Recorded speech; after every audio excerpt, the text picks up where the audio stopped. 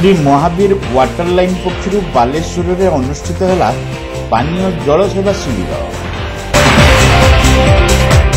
प्रचंड ग्रीष्म प्रवाह को दृष्टि रखी बालेश्वर श्री महावीर वाटर लाइन पक्षर सहर अंगारगड़िया स्थित ओटी रोड रे एक पानीय जल सेवा शिविर अनुष्ठित हो जाइए।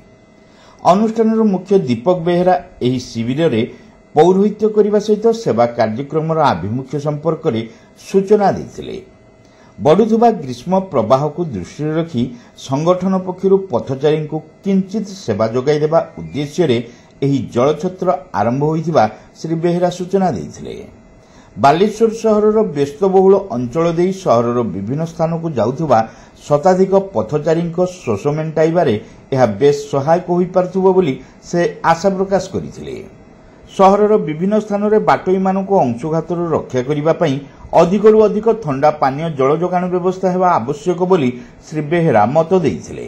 ग्रीष्म प्रभाव थिबा जाय एही पानीय जल सेवा शिविर चलिबो बोली से सूचना दैछन्ती।